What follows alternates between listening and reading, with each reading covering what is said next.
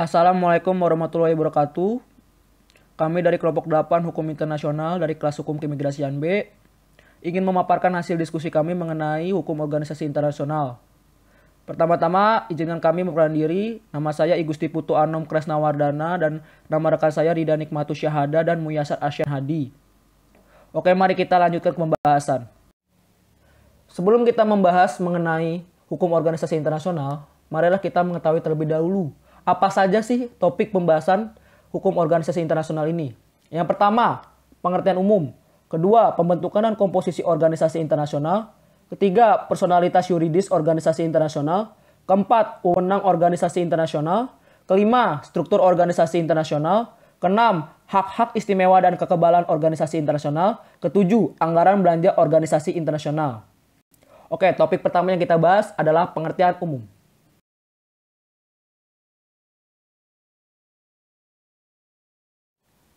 Pengertian umum berdasarkan pendapat para ahli. Menurut Dr. Boyer Mauna, organisasi internasional adalah suatu perhimpunan negara-negara yang merdeka dan berdaulat yang bertujuan untuk mencapai kepentingan bersama melalui organ-organ dari perhimpunan itu sendiri. Di samping itu, organisasi-organisasi internasional yang merupakan himpunan dari negara-negara bukanlah subjek asli hukum internasional. Organisasi internasional adalah subjek buatan, subjek hukum yang diciptakan oleh negara-negara yang mendirikannya. Organisasi-organisasi internasional melaksanakan kehendak negara-negara anggota yang dituangkan dalam suatu perjanjian internasional. Oleh karena itu, organisasi-organisasi internasional melalui bermacam-macam ikatan sangat dekat dengan negara-negara yang mendirikannya. Dan dalam banyak hal sangat bergantung pada negara-negara tersebut. Selanjutnya, topik yang kita bahas mengenai perkembangan historis. Perkembangan historis organisasi internasional. Gagasan-gagasan untuk mendirikan suatu organisasi internasional yang bersifat universal dengan tujuan untuk memelihara perdamaian dan keamanan dunia telah lama menjadi pemikiran banyak negarawan. Mereka menginginkan disorganisirnya masyarakat internasional secara politik sebagai reaksi terhadap anarki yang disebabkan sengketa bersenjata antar negara. Organisasi internasional tersebut akan menghimpun negara di dunia dalam suatu sistem kerjasama yang dilengkapi dengan organ yang dapat mencegah atau menyelesaikan sengketa yang terjadi di antar mereka. Agar batas-batas nasional dapat dilewati, diperlukan suatu organisasi politik sentral yang dilengkapi dengan sarana-sarana paksaan atau persuasi terhadap negara-negara, serta wewenang untuk mengkoordinir lembaga-lembaga teknik dan regional. Selanjutnya, malapetaka yang menimpa dunia selama Perang Dunia Pertama telah mendorong para pemimpin dunia dengan segera membentuk suatu organisasi internasional dengan kekuasaan lebih tinggi dari yang dimiliki negara-negara, yaitu Liga Bangsa-Bangsa atau League of Nations. Dengan lahirnya LBB ini, dimulailah generasi kedua organisasi-organisasi internasional. Pada periode menjelang Perang Dunia Kedua, selain LBB, antara lain juga lahir Organisasi Buruh Sedunia atau ILO tahun 1919. Organisasi Penerbangan Internasional tahun 1919 dan juga Mahkamah Tetap Internasional atau PCIJ tahun 1920. Berakhirnya Perang Dunia Kedua di tahun 1945 juga mengakhiri kehidupan LBB yang telah gagal mencegah perang.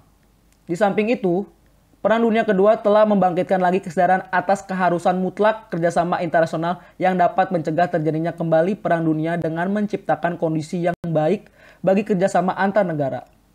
Dengan berakhirnya Perang Dunia Kedua, maka mulai pula generasi ketiga organisasi internasional, yaitu dengan lahirnya PBB.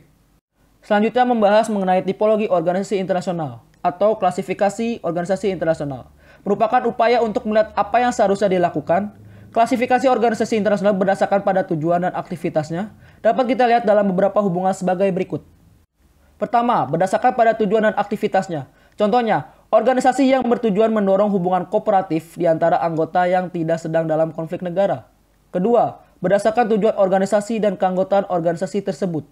Salah satu contohnya adalah Perserikatan Bangsa-Bangsa dan organisasi dengan tujuan spesifik adalah organisasi-organisasi seperti IAEA atau International Atomic Energy Agency dan WHO atau World Health Organization. Ketiga, berdasarkan ruang lingkupnya, fungsinya, dan kewenangan. Contoh, berdasarkan kegiatan administrasi. Organisasi internasional antar pemerintah atau IGO atau International Governmental Organization dan organisasi internasional non-pemerintah atau INGO atau International Non-Governmental Organization. Keempat, berdasarkan bentuk dan pola kerjasamanya. Pertama, kerjasama pertahanan keamanan atau collective security yang disebut juga institutionalist alliance atau misalnya NATO atau SEATO, fakta Persawa. Kedua, kerjasama fungsional atau functional cooperation, yaitu sesuai dengan fungsional bidangnya masing-masing, misalnya ASEAN, OPEC, dan PBB.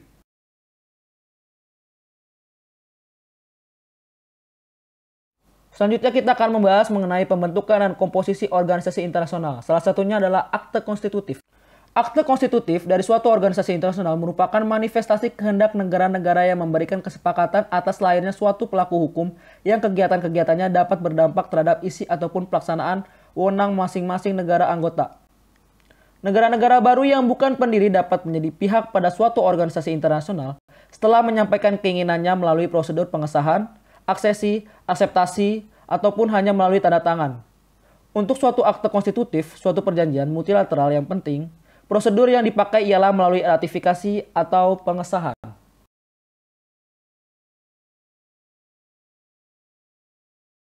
Selanjutnya kita akan membahas mengenai personalitas yuridik organisasi internasional yang terdiri dari personalitas yuridik intern dan personalitas yuridik internasional. Yang pertama, personalitas yuridik intern. Organisasi internasional tidak memiliki wilayahnya sendiri seperti halnya negara. Otomatis, organisasi internasional melakukan segala aktivitasnya di wilayah suatu negara. Disebut dengan tuan rumah. Untuk mendapatkan gedung, membeli mebel, barang-barang perlengkapan kantor, dan lain-lainnya, suatu organisasi internasional perlu mempunyai kapasitas yuridik yang dalam hal ini personalitas yuridik intern. Dengan kapasitas yuridik ini, suatu organisasi internasional melakukan berbagai kegiatan di negara setempat dan bahkan dapat membawa perkara ke pengadilan. Kedua, personalitas yuridik internasional. Akibat hukum yang lekat pada pemilikan personalitas internasional adalah ganda. Pertama, karena organisasi internasional merupakan subjek aktif hukum internasional, maka organisasi itu dianggap sebagai suatu kooperatif yang berbeda dengan anggota-anggotanya. Kedua, karena organisasi internasional itu mempunyai personalitas internasional, maka ia dilengkapi sejumlah kapasitas yuridik dalam orde internasional. Yang dimaksud dengan kapasitas di sini ialah kesanggupan untuk melaksanakan sejumlah hak dan kewajiban yang lekat pada kepemilikan personalitas dan yang diatur oleh ketentuan-ketentuan akte konstitutif.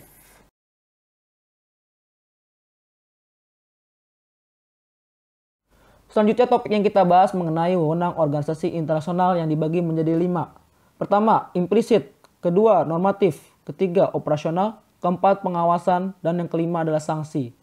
Pertama, implisit.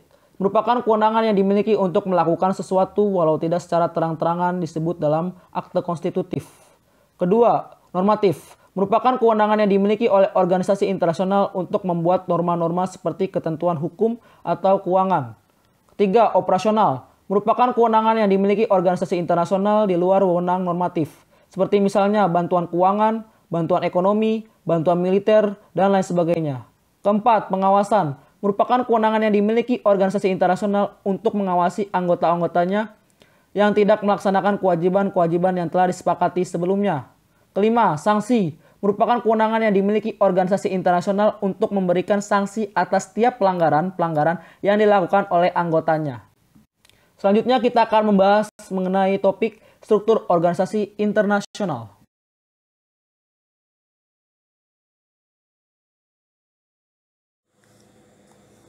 Yakni meliputi pembentukan organ-organ organisasi internasional, yakni melalui akte konstitutif maupun pembentukan atas dasar keputusan organisasi.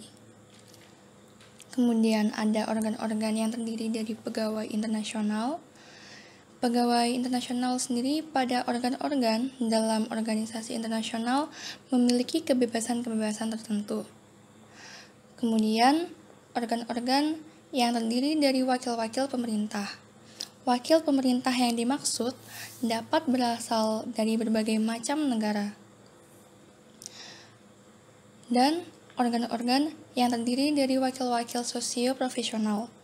Wakil-wakil sosioprofesional dapat berupa para ahli dan pakar di bidang sosial. Lalu, siapakah yang dimaksud dengan pegawai internasional?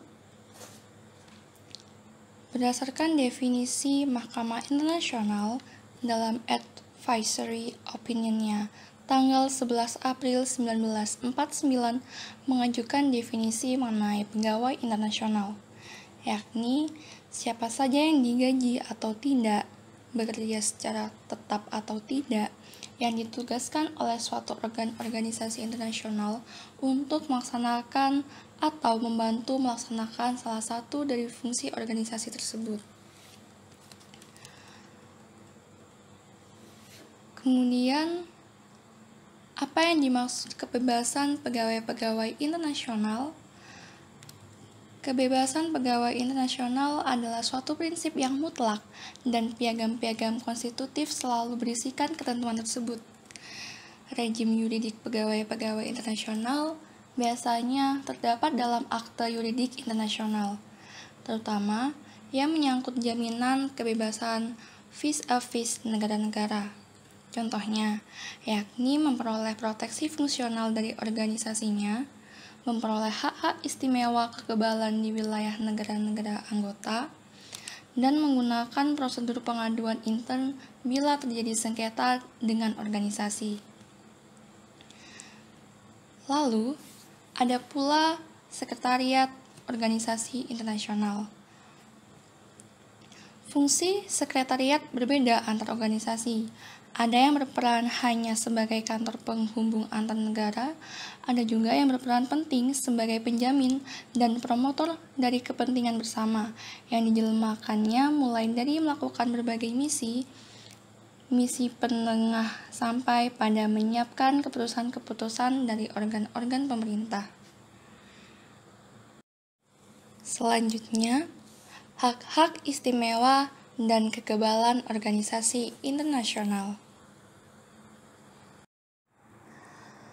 Tujuan dari pemberian kekebalan dan hak-hak istimewa pada suatu organisasi internasional adalah untuk memungkinkan mereka melaksanakan fungsi-fungsinya secara mandiri, tidak berpihak, dan efisien, bukan untuk memberikan mereka suatu tingkat atau status pengecualian ekstra-teritorialitas mereka. Seperti untuk PBB, telah dibuat Convention on the Privilege and Immunities of the United Nations 1946 yang diterima Majelis Umum PBB tanggal 13 Februari 1946 untuk mengembangkan pasal 105 Piagam PBB yang menyatakan organisasi ini akan dapat menikmati kekebalan dan hak-hak istimewa di wilayah setiap anggotanya, sebagaimana diperlukan untuk pemenuhan dari tujuan-tujuannya dan perwakilan-perwakilan dari negara-negara anggota dan pegawai-pegawai organisasi hanya akan menikmati kekebalan dan hak-hak istimewa sebagaimana diperlukan untuk pelaksanaan fungsi-fungsi independen dalam hubungannya dengan organisasi. Dan yang terakhir, anggaran belanja organisasi internasional. Di sini, kita akan mengetahui ketentuan-ketentuan pembuatan anggaran, sumber-sumber, krisis keuangan PBB, dan juga anggaran belanja PBB tahun 2004 hingga 2005. Anggaran. Pada umumnya, anggaran belanja mencakup biaya-biaya yang meliputi kegiatan-kegiatan tetap dari organisasi. Anggaran belanja tersebut sering pula dilengkapi dengan dana ekstra budgeter yang diperoleh sesuai modalitas yang dapat berbeda dengan yang berlaku bagi anggaran belanja biasa. Ketentuan. Pembuatan anggaran tunduk pada ketentuan masing-masing organisasi. Skema klasiknya yaitu persiapan oleh sekretariat dan penerimaan oleh majelis umum. Contoh pada PBB disiapkan oleh sekretaris jenderal dan diajukan ke majelis umum, sebelumnya dipelajari oleh ACABQ dan CPC.